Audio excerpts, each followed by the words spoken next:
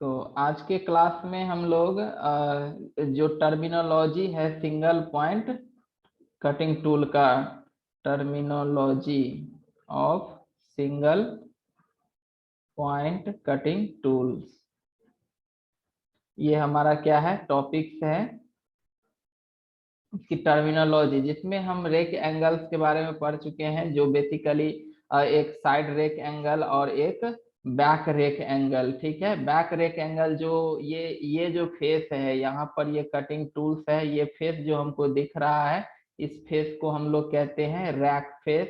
ठीक है, और रैक फेस का यहाँ पर ये जो एज है, ये हमारा पॉइंटेड यानी कि सिंगल पॉइंट कटिंग टूल है ना। तो जो कटिंग मतलब टूल का जो पॉइंट कटिंग होने के लिए यूज हो रहा है, वो हमारा यही पॉइंट है जो कटिंग के सबसे फ्रंट पे है ना। इस पॉइंट से ये जो यहाँ पर हम एज के थ्रू हम जानते हैं कि और एज में इसका क्या क्या नाम है। तो ये जो पॉइंटेड प्लेस है, ये पॉइंटेड प्लेस का ये जो एज है, ये भी एक तरह का कटिंग एज है। और ये कटिंग एज को हम लोग कहते हैं ये इंड कटिंग एज है। ये क्या कहलाएगा? इंड कटिंग एज, है ना। और इसका जो इसके बाद ये वाला जो एज है, जो इसके सीधे शंख तक जाती है ना, ये शंख पोर्शन है। और ये हमारा रेक फेस है। तो ये वाला एज हमको कहलाता है साइड कटिंग एज। ये क्या हो गया? साइड कटिंग एज हो गया, है ना। इसको हम लोग एक और फिगर से हम यहाँ पर क्लियर करेंगे। देखिए यहाँ पर जो है ये हमारा इंड कटिंग एज हो गया। ये अगर रेक फेस है, ठीक है, तो ये उसका क्या हो गया? इंड कटिंग एज हो गया। और ये उसका क्या हो गया? Side cutting. यहाँ पर ये क्या हो गया? साइड कटिंग एज हो गया। ठीक है, तो अब ये जो शंख पार्ट है, शंख पार्ट का इस लाइन को हम लोग डायरेक्ट सीधे अगर हम बढ़ाते चले जाए, है ना, हॉरिजेंटली यहाँ बढ़ाते चले जाए, तो ये जो साइड कटिंग एज है, यहाँ पर ये जितना एंगल यहाँ पर क्या कर रहा है? बना रहा है ना। ये एंगल जितना यहाँ पर फॉर्म कर रहा है, वही हमारा कहलाता है साइड कटिंग एज एंगल। ये क्या कहलाता है? Side cutting edge angle. तो आज हम लोग देखते हैं कि साइड कटिंग एज एंगल का क्या क्या प्रभाव होता है इस टूल के ऊपर में।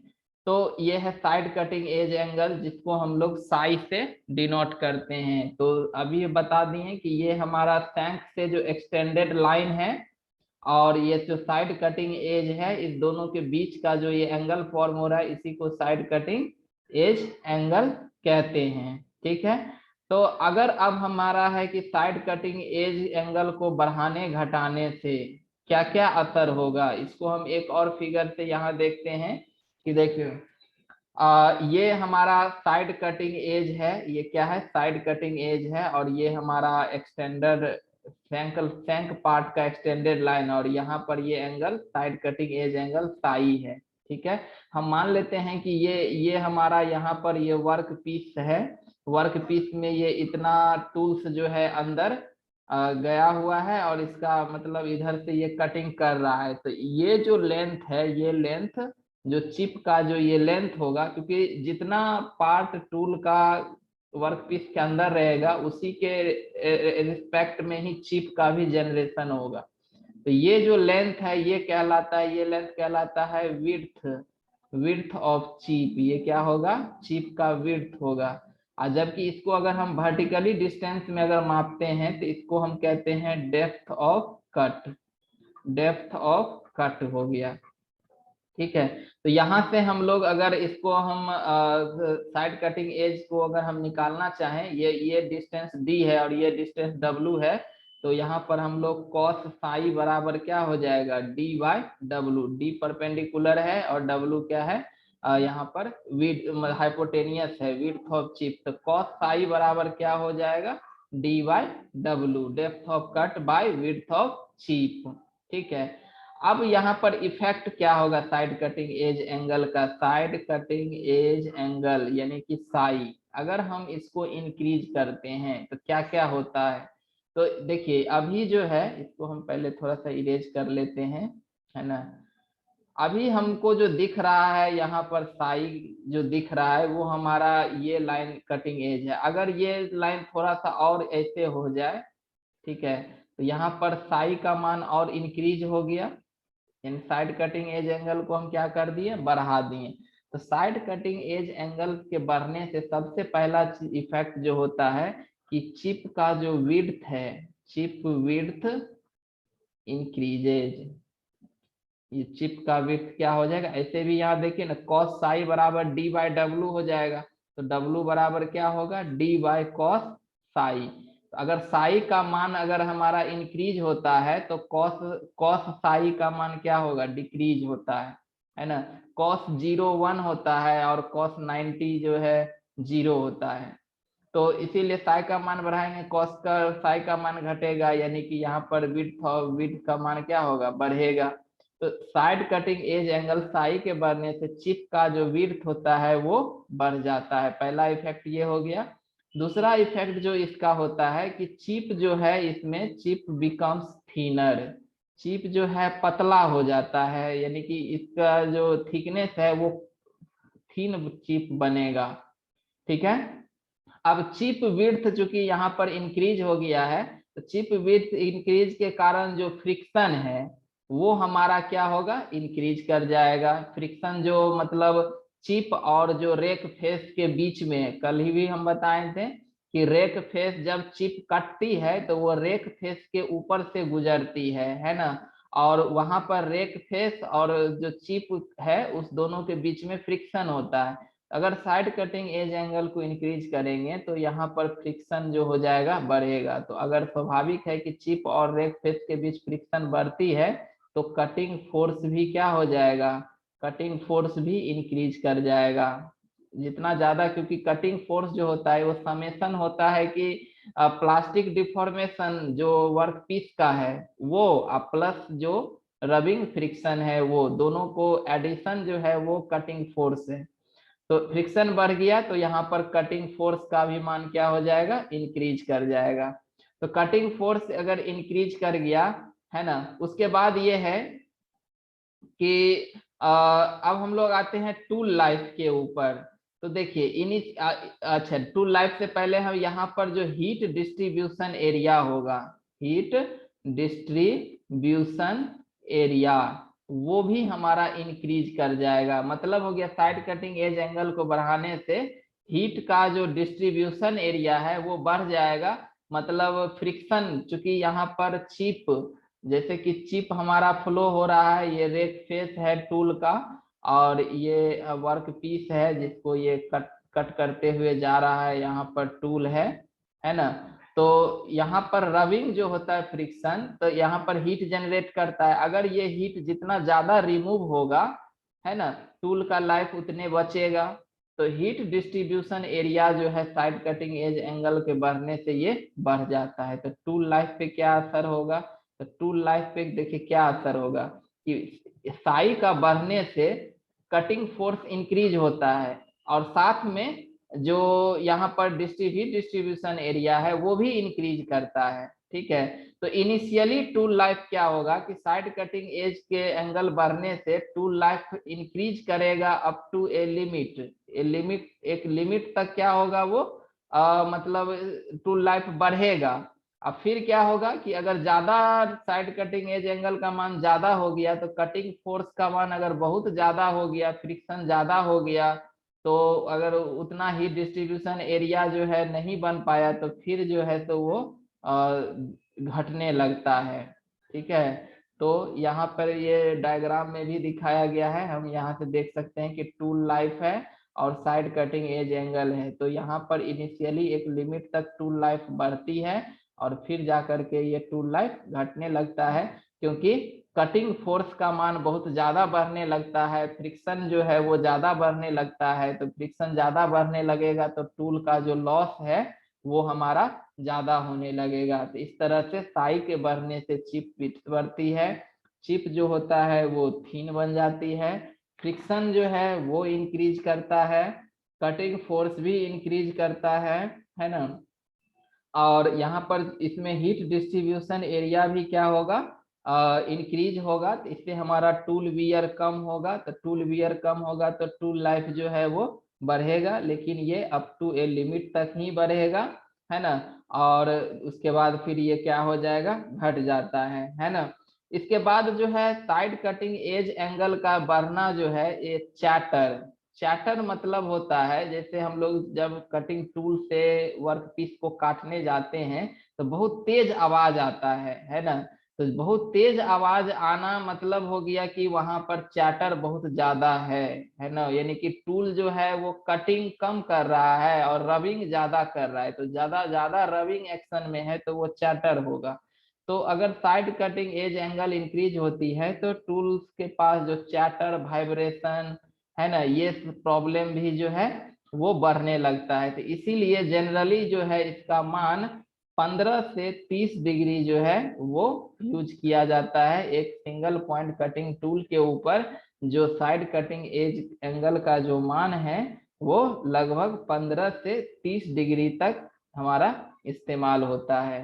ठीक है, यहाँ पर एक रिलेशन और दे दिया है कि जैसे एफ टी एक अगर ट्रू फीड है ना, एक एफ होता है फीड जिसको हम पर रिवॉल्यूशन में मापते हैं, तो कॉस साई जो होता है ये F T true feed by जो हमारा जनरली फीड है एफ वो। तो इसको हम ऐसे ही एक रिलेशन में याद रखेंगे। ठीक है, इसके बाद हम लोग आते हैं नेक्स्ट एंगल जो हमारा है टर्म साइड रिलीफ एंगल। ठीक है, तो साइड रिलीफ एंगल हम लोग यहाँ से देखते हैं कि ये है हमारा साइड रिलीफ एंगल। देखिए ये टूल का कटिंग एज है, ठीक है, ये टूल का कटिंग एज है और इसको हम एक्सटेंडेड किए हैं, यहाँ पर हमको और ज्यादा क्लियर होगा। हाँ यहाँ पे इसको पहले हम लोग मिटा लेते हैं। अब देखिए यहाँ पर हम साइड रिलीफ एंगल की बात करते हैं। तो देखिए यहाँ पर ये हमारा साइड कटिंग एज है ना, ये हमारा साइड कटिंग एज है। तो ये जो हमारा साइड फ्लैंक है, इसका देखिए डिफिनीशन क्या कहता है, इसका डिफिनीशन कहता है कि it is the angle between side flank and the line passing through the tip perpendicular to the base and the angle is measured in a plane perpendicular to the tool axis। यानी कि ये हमारा मतलब cutting point है ये, है ना। यहाँ पर से अगर हम सीधा वर्टिकल लाइन ड्रॉ करें और ये हमारा साइड फ्लैंक है तो इससे ये जितना झुकेगा तो जब हम इसको फ्रंट व्यू इधर से देखेंगे तो ये एंगल हमें यहाँ दिखाई देगा, ये सैंक का पोर्शन है। अगर ये पूरा का पूरा अगर साइड रिलीफ एंगल 0 होता तो यहाँ पर जो एक लाइन है ये लाइन नहीं बनता। अगर यहाँ पर ये लाइन बन रहा है इसका मतलब ये है कि ये इंड साइड फ्लैंक जो है वो थोड़ा सा झुका हुआ है। तो जितना झुका हुआ है वही हमारा ये एंगल जो है जितना ये फॉर्म कर रहा है यही उसका कहलाता है साइड रिलीफ एंगल। तो साइड रिलीफ एंगल का पर्पस क्या होता है कटिंग टूल में, ये क्या काम करता है, तो जो भी चिप यहाँ से साइड फ्लैंक से होके गुजरेगा, साइड फ्लैंक से होकर के जो भी चिप गुजरेगा, तो या ये अगर साइड रिलीफ एंगल प्रोवाइड किया हुआ है तो ये यहाँ से क्या करेगा, ये चिप यहीं से मुड़ जाएगा, है ना, टर्न लेना शुरू कर देगा। ये चिप यहाँ तक तो रबिंग करते हुए जाएगा, है ना। अगर फर्दर रबिंग ना हो आगे हमारा सैंक पार्ट जो है उसमें भी रबिंग ना हो, क्योंकि ये चिप का लंबाई अगर जितना ज्यादा लेंथ अगर रबिंग एक्शन में होगा कटिंग फोर्स का भी मान उतने ज्यादा बढ़ जाएगा। इसीलिए हम चाहते हैं कि चिप जो है कटिंग पॉइंट से जस्ट थोड़ा सा डिस्टेंस ट्रेवल करने के बाद वो क्या हो जाए, बेंड कर जाए, वो मुड़ जाए और वो वर्क पीस से अलग हो जाए। तो साइड रिलीफ एंगल जो है इसीलिए दिया जाता है कि ये जो मतलब रबिंग ना करे, साइड फ्लैंक को रबिंग ना करे, ये साइड रिलीफ एंगल उसको बेंड कर देता है, चिप को मोड़ देता है। तो इससे हमारा टूल का जो लाइफ है, फ्रिक्शन स्वाभाविक है, फ्रिक्शन को यहाँ पर ये क्या कर रहा है, फ्रिक्शन को ये घटा रहा है, तो घटा रहा है तो कटिंग फोर्स भी कम लगेगा और चिप भी आसानी से रिमूव होगा और साथ में हमारा जो टूल का लॉस है वो भी कम होगा। तो ये वर्क है किसका, साइड रिलीफ एंगल का। तो साइड रिलीफ एंगल को मतलब हो गया कि इस फेस को, यहाँ पर जो ये साइड फ्लैंक वाला जो ये फेस है, इस फेस को अगर हम लोग आगे फ्री बॉडी डायग्राम में अगर ड्रॉ करते हैं तो ये इस तरह से हमारा बनता है ना। ये टूल का एज है, और ये हमारे द्वारा एक्सटेंडेड जो है हॉरिजेंटल एंड वर्टिकल लाइन में दिखाया गया है। तो जहां पर ये एंगल जो है तो साइड रेक एंगल होगा, तो यहाँ का ये वाला जो फेस जो बनाएगा वो साइड रिलीफ एंगल होगा। तो साइड रिलीफ एंगल का काम है कि चिप को रबिंग से बचाना, इससे टूल की सेफ्टी होती है, टूल का लॉस कम होता है। ठीक है, ये साइड रिलीफ, इसका भी एक जनरली रेंज होता है 5 से 15 डिग्री, है ना, ये साइड रिलीफ एंगल का। यहाँ से भी आप देख सकते हैं कि एक फिगर यहाँ भी दिया हुआ है कि जैसे ये हमारा साइड कटिंग एज है, ये इंड कटिंग एज है, ये हमारा रेक फेस है, ये क्या है, रेक फेस है। तो यहाँ पर ये जो है साइड फ्लैंक है, तो ये साइड फ्लैंक थोड़ा सा झुका हुआ है, मतलब ये टैंक यहाँ तक आया। अगर ये थोड़ा सा झुका नहीं रहता तो ये पूरा का पूरा यहाँ से ऐसे आ जाता, लेकिन ये थोड़ा सा यहाँ क्या है, एंगल पे टर्न है। तो यहाँ पर जितना एंगल टर्न है यही उसका साइड रिलीफ एंगल हो गया। अब हमारा नेक्स्ट जो है वो है इंड कटिंग एज एंगल। ठीक है, अगला टर्म है इंड कटिंग एज एंगल। तो यहाँ पर हम देखते हैं कि इंड कटिंग एज एंगल जो है वो कहाँ है, और इसका क्या रोल होता है कटिंग टूल में, और ये क्या क्या फंक्शन करता है कटिंग टूल के ऊपर, है ना। तो देखिए, इसका जो डिफिनीशन है इंड कटिंग एज एंगल का, कि it is the angle between, जो इंड कटिंग एज, ये एंगल होता है किसके बीच में, इंड कटिंग एज के बीच में, और line passing through the tip perpendicular to the tool axis, और एक ऐसा लाइन जो परपेंडिकुलरली टिप, टूल के टिप से होके पास करे, परपेंडिकुलर किस पे हो, तो टूल एक्सिस पे हो, और एंगल जो हम मेजर करते हैं in the plane parallel to the base में हम मेजर करते हैं। अब देखिए यहाँ पर ये क्या है, ये हमारा क्या है, यहाँ पर इंड कटिंग एज है, ये क्या है, इंड कटिंग एज है।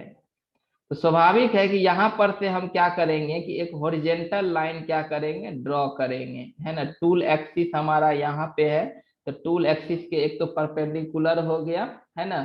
तो यहाँ पर इससे परपेंडिकुलरली एक यहाँ हॉरिजेंटल लाइन ड्रॉ करेंगे, और ये हमारा इंड कटिंग एज है। यहाँ पर ये दोनों के बीच में जो ये एंगल बन रहा है इसी को हम लोग कहते हैं इंड कटिंग एज एंगल। ठीक है, तो इंड कटिंग एज एंगल को, अब देखिए यहाँ पर इंड कटिंग एज एंगल अगर इंक्रीज होता है, तो यहाँ पर इंक्रीज अगर होगा तो ये अभी ये लाइन अभी यहाँ पर ऐसे है, ये लाइन फिर अगर बढ़ती है तो यहाँ पर क्या हो जाएगा, इस तरह का हो जाएगा, तब हमारा इंड कटिंग एज एंगल ये हो जाएगा। तो ये हो गया कि इंड कटिंग एज एंगल को हम क्या कर दिए, यहाँ पर बढ़ा दिए। तो बढ़ा दिए तो यहाँ पर देखिए कि ये जो है पॉइंट, जो कटिंग पॉइंट है ये और ज्यादा शार्प हो गया। इंड कटिंग एज एंगल को बढ़ने से यहाँ पर पॉइंट क्या हो गया, और भी शार्प हो गया। तो देखिए ये शार्प होने से हमारा कटिंग फोर्स क्या हो जाएगा, घट जाएगा। इससे हमारा जो है, चूंकि टूल जो है जितना हमको शार्प रहेगा उतनी ही हमको कटिंग फोर्स का वैल्यू कम देना पड़ेगा। लेकिन अगर इंड कटिंग एज एंगल का मान जो है वो अगर हम लोअर करते हैं, तो लोअर करेंगे तो ये जो है तो लगभग हॉरिजेंटल लाइन के करीब आ जाएगा। तो इससे हमारा क्या होगा, कटिंग फोर्स जो है वो इंक्रीज होगा। कटिंग फोर्स अगर इंक्रीज होगा तो स्वाभाविक है कि चैटर और वाइब्रेशन जैसा जो प्रॉब्लम है उसको भी ये प्रमोट कर देगा। कटिंग फोर्स बढ़ेगा तो चैटर वाइब्रेशन बढ़ेगा, है ना।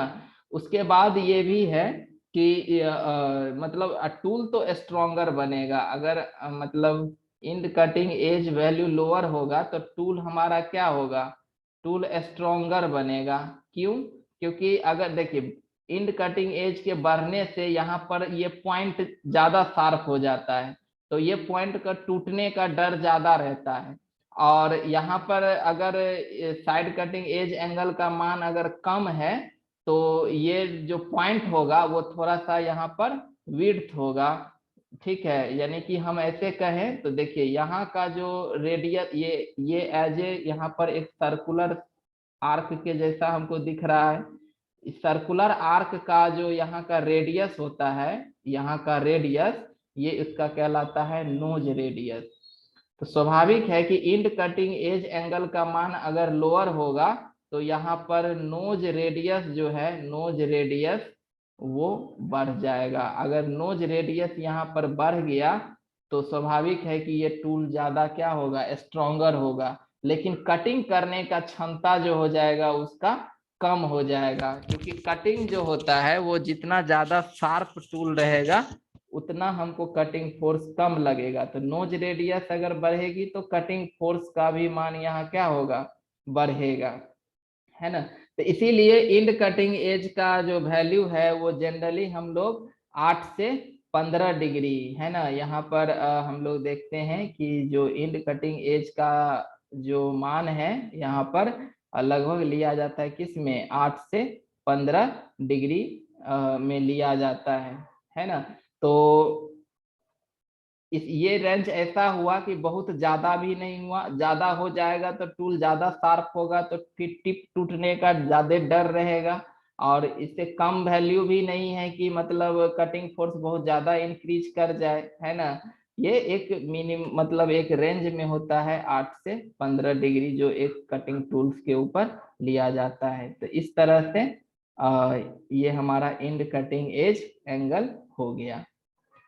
इसके बाद एक आता है इंड रिलीफ एंगल, जिसको हम क्लियरेंस एंगल कहते हैं, ठीक है। तो इंड रिलीफ एंगल को हम हम यहाँ लिख दिए हैं एक सिंपल डेफिनेशन में कि क्लियरेंस एंगल या इंड रिलीफ एंगल जो होता है कि this is the angle between the machine surface and the under side of the tool called the flank face. ये यहाँ से समझ में आएगा, यहाँ से, हाँ यहाँ पे जैसे कि हम देख रहे हैं कि यहाँ पर एक टूल है, ये एक टूल है और ये एक वर्क पीस है। ये टूल वर्क पीस को कटिंग करने का काम कर रहा है। और ये जो नॉर्मल लाइन है वर्क मशीनिंग डायरेक्शन का, और ये टूल का फेस है जिसको हम रेक फेस कहते हैं। और ये जो है टूल का अंडर साइड लाइन है। तो ये जो अंडर साइड लाइन है और ये हमारा वर्क पीस है, वर्क पीस का ये हॉरिजॉन्टल लाइन है। तो यहाँ पर क्लियरेंस एंगल जो हो जाएगा यहाँ पर वो हो जाएगा क्या चीज, इसके बीच का जो एंगल हो गया, जो मशीन सरफेस हो गया और जो अंडर साइड टूल का जो अंडर साइड जो फेस है जिसको हम लोग क्या कहते हैं, इंड फ्लैंक कहते हैं, है ना। उसके बीच का एंगल ही क्या कहलाता है, क्लियरेंस एंगल, या फिर इसी का नाम है इंड रिलीफ एंगल, ठीक है। तो अब है कि क्लियरेंस एंगल क्यों दिया जाता है, ठीक है। इसको हम फिर चलते हैं उस फिगर पे यहाँ पे, और इसको हम थोड़ा सा मिटा लेते हैं, है ना। यहाँ पर देखिए कि जो इंड कटिंग एज, ये क्लियरेंस और रिलीफ एंगल, ये इंड रिलीफ एंगल ये है। मतलब हो गया कि यहाँ से हम क्या, ये हमारा पॉइंटेड टूल है, कटिंग पॉइंट है, यहाँ से हम एक वर्टिकल लाइन को हम सीधे ड्रॉ कर दें और ये हमारा क्या है, एक इंड फ्लैंक है, ठीक है। यहाँ पर ये इंड फ्लैंक है। तो ये इंड फ्लैंक इस वर्टिकल लाइन से जितना झुका हुआ रहेगा ये, है ना, वही उसका क्लियरेंस या इंड रिलीफ एंगल होता है। तो अब ये क्यों दिया जाता है, ये इसलिए दिया जाता है ताकि जो है रबिंग कम हो। इसका भी मेन काम ये है कि जो इंड फ्लैंक है वो चिप में रबिंग ना हो, क्योंकि यहाँ पर जैसे कि जब ये मशीनिंग ऑपरेशन स्टार्ट रहेगा, अगर ये मशीनिंग ऑपरेशन स्टार्ट होता है तो हम जानते हैं कि जब टूल तभी वर्क पीस को कट कर पाएगा जब इस टूल पर जो अप्लाइड हमारा कटिंग फोर्स है, इस पर कटिंग फोर्स जो है वो इस वर्क पीस के जो प्लास्टिक डिफॉर्मेशन के लिए जितना फोर्स चाहिए, ठीक है, प्लास्टिक डिफॉर्मेशन फोर्स प्लस में जो फ्रिक्शन है, जो यहाँ पर जो चिप जा रहा है रेक सरफेस के ऊपर से, इसके बीच का जो फ्रिक्शन फोर्स है, वो भी फ्रिक्शन फोर्स, दोनों के समेशन के अगर बराबर कटिंग फोर्स हो गया तब ये टूल कट करना शुरू कर देगा। तो मान लेते जैसे कि अभी ये पॉइंट है, ये हमारा मशीन्ड सरफेस है, ये क्या है, मशीन्ड सरफेस है, मतलब यहाँ पर कटिंग हो चुका है। तो कटिंग होने के बाद, कटिंग होने टाइम में इसमें क्या हुआ था, प्लास्टिक डिफॉर्मेशन हुआ था, है ना। उसके बाद क्या होता है कि जब टूल यहाँ से पास कर जाता है तब इसकी इलास्टिक रिकवरी होती है, इस एज का जो होता है, इस सरफेस का क्या होता है, इलास्टिक, क्योंकि सब इसके पास भी कुछ इलास्टिक गुण होता है, तो वो इलास्टिक रिकवरी करेगा। तो अगर हमको जितना यहाँ पर अगर ये टूल में क्लियरेंस एंगल नहीं देंगे तो फिर क्या हो जाएगा कि जब ये इलास्टिक रिकवरी करेगा हमारा मशीन सरफेस, तो फिर ये सरफेस जो है इस टूल के इस सरफेस पर रबिंग करना स्टार्ट कर देगा। तो यहाँ पर एक रबिंग तो यहाँ पर चिप कर रहा है रेक फेस के साथ, और दूसरा रबिंग फिर ये हमारा ये यहाँ पर स्टार्ट हो जाएगा, तो double double friction force generate करने लगेगा। तो फिर हमारा मशीनिंग फोर्स जो है, कटिंग फोर्स का वैल्यू बढ़ने लगेगा। तो इसलिए यहाँ पर क्लियरेंस एंगल देते हैं ताकि जो मशीन सरफेस है वो इलास्टिक रिकवरी करने के बाद भी जो इसका इंड फ्लैंक है उसको वो रब ना करे। तो ये रब नहीं करता है तो इससे टूल का जो लाइफ होती है वो इंक्रीज होता है ना। तो ये चीज होता है इसके अंदर, मतलब आप बहुत ज्यादा भी क्लियरेंस नहीं देंगे। अगर बहुत ज्यादा यहाँ पर क्लियरेंस, अगर जैसे कि ये इतना दे दिए तो फिर यहाँ पर नोज रेडियस जो है वो कम हो जाएगा, और ये जो टिप है, टूल का टिप है, वो एकदम शार्प बन जाएगा। तो शार्प टिप जो है तो जल्दी टूट जाता है। जैसे सिंपल चीज है कि हम लोग एक पेंसिल को ही अगर हम लोग यहाँ पर छीलते हैं तो ज्यादा अगर शार्प बना दीजिएगा इसके टिप को तो वो लिखते वक्त फट से टूट जाता है। और वही एक सर्टेन थिकनेस में होता है तो फिर हम लोग उसको आसानी से लिखते रहते हैं और बड़ी लॉन्ग टाइम तक चलते रहता है। तो इसीलिए क्लियरेंस एंगल का भी वैल्यू जो है मतलब बहुत ज्यादा नहीं दिया जाता है, क्योंकि इससे टूल का हमारा कमजोर होता है, लेकिन स्लाइटली कुछ वैल्यू तक दिया जाता है ताकि ये रबिंग एक्शन न हो, है ना। तो ये हो गया हमारा क्लियरेंस एंगल, जो कि जिसको हम इंड रिलीफ एंगल कहते हैं। यहाँ पर हम पॉइंट में भी लिख दिए हैं, clearance angle is provided such that the tool will not रब द मशीन सरफेस दस स्पॉइलिंग द मशीन सरफेस। इससे रबिंग भी करेगा और सरफेस को स्पॉइल्ड भी करेगा, दोनों ये चीज हो गया, है ना।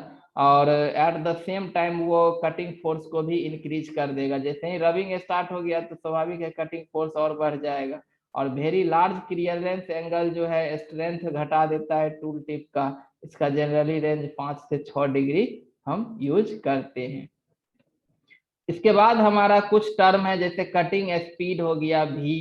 ये क्या है कि it is the speed with which cutting tools move. जितना स्पीड से हमारा कटिंग टूल्स जो है वर्क पीस में काटते हुए आगे की ओर मूव कर रहा है उसको हम लोग कटिंग स्पीड कहते हैं। इसका यूनिट मीटर पर सेकेंड में होता है। दूसरा टर्म है फीड रेट। फीड रेट क्या कहते हैं कि स्मॉल रिलेटिव मूवमेंट पर रिवॉल्यूशन। स्वाभाविक है कि कटिंग टूल से हम क्या कर रहे हैं, काट रहे हैं वर्क पीस को, तो एक रिवॉल्यूशन में क्या होगा, कुछ पार्ट कट किया, अगला रिवॉल्यूशन में कुछ और पार्ट कट किया, तो मतलब हो गया कि जितना जो है तो कटिंग कर रहा है पर रिवॉल्यूशन, इसका यूनिट होता है पर रिवॉल्यूशन। तो जितना ये कटिंग करते हुए जा रहा है पर रिवॉल्यूशन, वही उसका क्या लाता है, फीड रेट। उसके बाद है depth of cut. Depth of cut मतलब हो गया कि जैसे जितना डेप्थ में वो काट रहा है, जैसे ये हमारा मान लीजिए कि यहाँ से लेके यहाँ तक ये हमारा मशीन्ड सरफेस है। ये क्या है, मशीन्ड सरफेस। और ये अभी जो है तो ये अनमशीन्ड सरफेस है, ये अभी नहीं कर, यहाँ नहीं कटाया है। और टूल जो है, टूल का टिप यहाँ पे काटते हुए जा रहा है ना। तो ये जो इसका डेप्थ है यहाँ से यहाँ तक, ये जो कटिंग करते हुए जा रहा है जितना डेप्थ तक, यही उसका डेप्थ ऑफ कट कहलाता है। इसका एक्सप्रेशन जो है mm में हम करते हैं। तो ये 3 टर्म हो गया, है ना। अब हमारा जो इस एंगल को डिजाइन करने का एक सबसे पॉपुलर जो मेथड है, जिसको हम कहते हैं ASA टूल सिग्नेचर।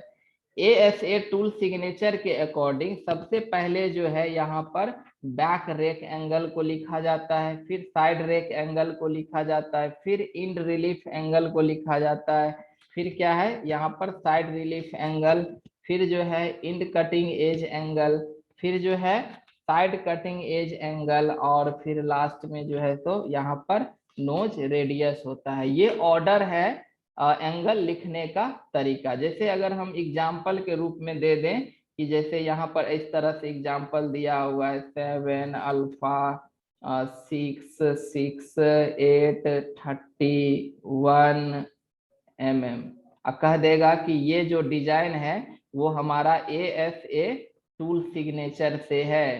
तो अब यहाँ पर इसी को अगर हमको इसका ऑर्डर याद रहेगा तो इसके अकॉर्डिंग जो है ये जो 7 डिग्री है ये क्या है, ये 7 डिग्री बैक रेक एंगल है। ये बैक रेक एंगल का वैल्यू 7 दिया हुआ है। साइड रेक एंगल ऐसे ही अल्फा के रूप में दे दिया है। 6 डिग्री जो है ये किसका है, इंड रिलीफ एंगल का वैल्यू है। फिर ये 6 डिग्री जो है साइड रिलीफ एंगल का वैल्यू है। ये 8 डिग्री किसका वैल्यू है, तो इंड कटिंग एज एंगल का वैल्यू है। और ये 30 डिग्री जो है ये किसका वैल्यू है, साइड कटिंग एज का वैल्यू है। और लास्ट में जो ये 1 mm है ये क्या है, नोज रेडियस है।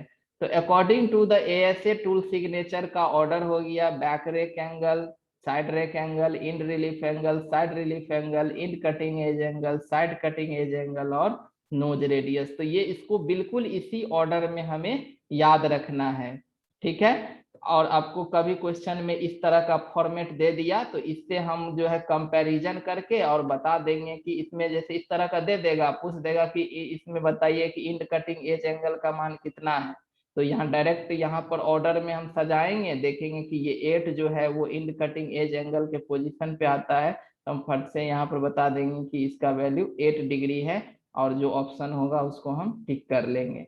उसके बाद है ASA टूल सिग्नेचर के अकॉर्डिंग जो है रेक फेस को, जैसे कि बैक रेक एंगल और साइड रेक एंगल, जैसा अभी हम लोग पढ़े हैं कि रेक जो एंगल जो है वो दो फॉर्म में, बैक रेक एंगल और साइड रेक एंगल, ये किसके अकॉर्डिंग, ASA टूल सिग्नेचर के अकॉर्डिंग। और सबसे ज्यादा जो वर्कशॉप या कटिंग, मेटल कटिंग के लिए जो हमारा इस्तेमाल होता है, ये हमारा सबसे ज्यादा क्या है, पॉपुलर टूल सिग्नेचर है। और इसी का मोस्टली जो है तो इस्तेमाल होता है कटिंग एज, मतलब कटिंग करने के लिए भी, और हम लोग इसको कैलकुलेशन करने के लिए भी, ठीक है। अब देखिए कि जब हमारा कोई भी कटिंग टूल किसी वर्क पीस को काटता है तो उसके जो मशीनिंग सरफेस है उसको अगर हम लोग क्लोजली व्यू करेंगे तो सरफेस वहां पर कुछ ना कुछ रफ होगा। तो रफ सरफेस होगा। अगर हम लोग ऐसे, तो ऐसे देखिए, ऐसे दिखेगा हमको कि एकदम फ्लैट है, ठीक है। लेकिन जब हम इस सरफेस को क्लोज ऑब्जर्वेशन करेंगे तो देखेंगे कि यहाँ पर क्या है कि सरफेस क्या है, इस तरह का रफ बना हुआ है ना, इस तरह का रफ बना हुआ सरफेस है। तो उसमें से peak, peak to valley height, peak मतलब होता है सबसे ऊंची चोटी, है ना। मान लीजिए कि सबसे ऊंची चोटी ये हो गया और सबसे वैली ये हो गया, इस तरह से ये हो गया। तो यहाँ पर ये क्या हो गया, पिक हो गया। और यहाँ एक मिनट, इसको हम, हाँ यहाँ पर जो है ये एक तरह से पिक हो गया, और यहाँ पर जो है सबसे मिनिमम डेप्थ हुआ। तो ये उसका क्या कहलाएगा, मैक्सिमम हाइट। ये उसका पिक से लेकर के वैली तक का हाइट एच मैक्स हो गया। तो एच मैक्स निकालने का फॉर्मूला होता है F²/8R। यहाँ F क्या है, फीड है, और R क्या है, नोज रेडियस है।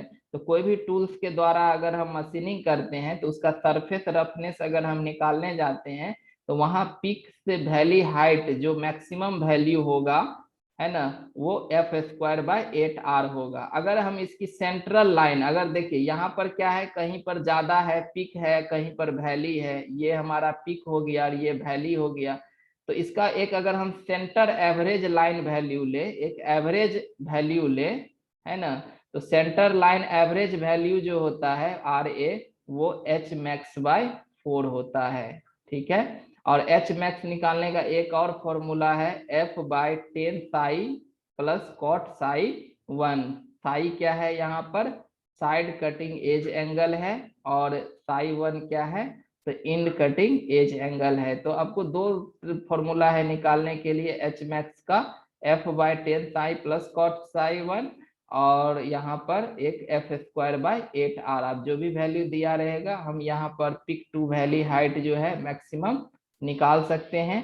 अगर हमको यहाँ पर सेंटर लाइन एवरेज वैल्यू, मतलब इसका एक एवरेज वैल्यू अगर लेना है, तो वो होता है जो मैक्सिमम हाइट होगा पिक टू वैली हाइट का, उसका 1/4 ये होता है। तो ये सब का कोई प्रूफ नहीं है, ये बस एक फॉर्मूला के रूप में इसको याद रखना है ना। तो आई थिंक आज के क्लास में हम लोग जो है डिफरेंट एंगल्स हो गया जो cut single point cutting tools के ऊपर यूज होता है, और उसके बाद एक हम लोग एएसए टूल सिग्नेचर के बारे में हम लोग जान गए। तो